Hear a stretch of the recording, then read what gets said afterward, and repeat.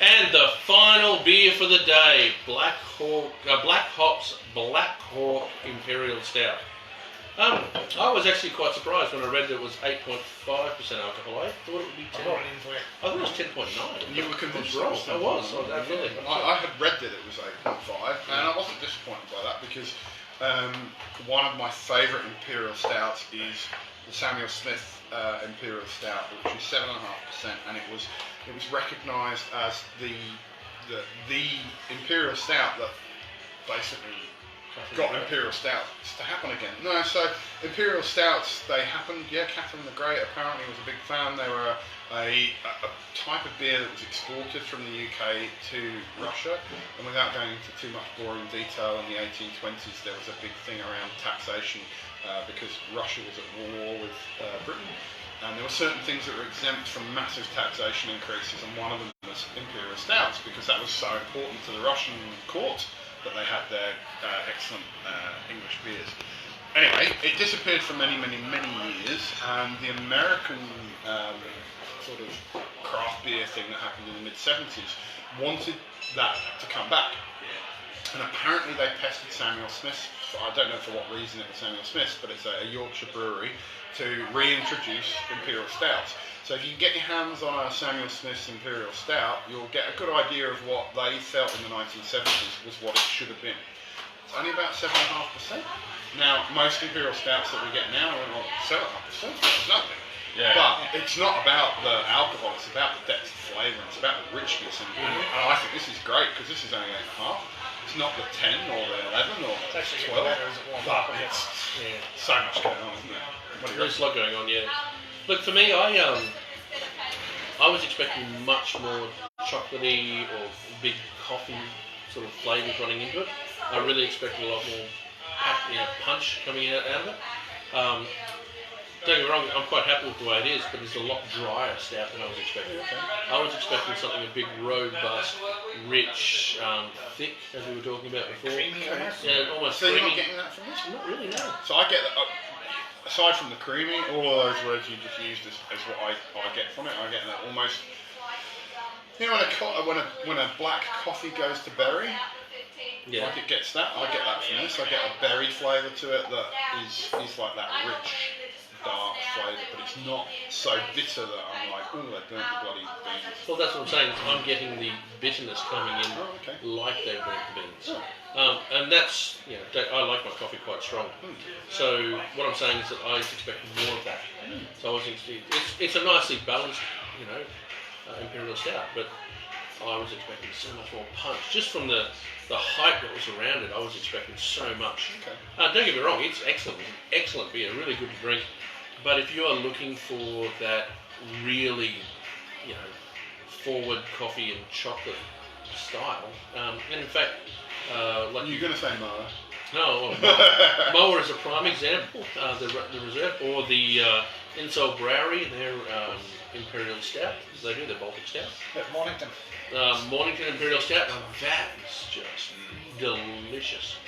And so I said I was expecting a lot more because the hype behind this has been built up quite a lot for me. Don't get me wrong, I still think it's a great Imperial Stout, but I'm just not blown away by it. So I was really expecting to be blown away. So Dan, what was your favourite beer of the day? For me, it was a bit of a toss-up actually between the Bridge Road and Davies Dark one, but Bridge Road come through in the end for me. I was really happy with it. So that was actually I think 6 votes out of the whole crew today. That was the winner as well. That was the winner. So it was all spread though. Out of 30 people. It was really well spread. Yeah, it's a tight vote. There were only a couple of beers that didn't get a vote. For me, I thought Davies Milk Stout was probably the pick of the day for me. It was actually honestly between Davies Benny Stout and Common Ground Stout and the Bridge Road. Those 3 were the ones that I was, I really thought were really well made, particularly lovely. I actually had my hopes pinned on this one. This is the one I was looking forward to going. Yes. Considering how many they've won. Yeah, I mean, previously. Like they're an exceptional brewery. They really are. They're a great brewery. Everything they've put out has been just right on the mark. I think this one might be right on the mark for what they were aiming for, just not what I was expecting. Dan, as you said, you thought it was stronger than this. Yeah. I went with had a toss up between Davies Milk Stout and the Stone and Wood wood fired porter. The wood fired porter I thought was brilliant, and I don't think it got any votes, which is odd because I thought it was a brilliant beer. Like for 6.6%, like obscenely drinkable. Yeah, that could be a reflection of how good the beers were. That's also what we said earlier. You're either going to like a smoky beer or you're not. Yeah, but I didn't even find it that abrasive as a smoky flavour. No, Like, there was 30 other people in there with different tastes. Yeah, true. Yeah, but I went with Davies Milk Stout. I may be an old woman or whatever the clientele is for milk Would stout, you say you love it, Pat? Yeah, no, I do. Pat loves it. There you go. I just think it's a really nice, easy drinkable. Like you could sit down and drink that all day. And It was probably the thickest beer of the lot too. Yeah, no, It it's had definitely the most biggest body, mouthfeel. And True. I think that's what I was looking for. That's what they do. Something like creaminess, thickness. So I can But see there's a bit in everyone that wants to wear wrinkly old stockings, and I guess that's Pat's bit. yeah. That's Well, fine. yeah. Don't throw stones if you live in a glass house. True. Yeah. So what's wrinkly and hangs out your granddad's undies? Your grandma. Yeah, I'm a sick human being, you. I didn't say it. Anyway, thank you for today's. So what actually did come second and third, right? So the favourite beer was the Robust Porter. I'm pretty certain, if I don't smash my beer, we had a runner-up with the Keiju, Cthulhu. Yep. Which we haven't really talked much about that. I love the solid bitterness, and it was really interesting what Maria was telling us. It's an ageable beer that you can age a black IPA like that without I'd damage. like to see what that looks like. Both black hops got 3 votes each. Copperhead Milk came third, and then next it was both of the black hops with 3, and then we had a couple of votes for the Common Ground Dark Lager.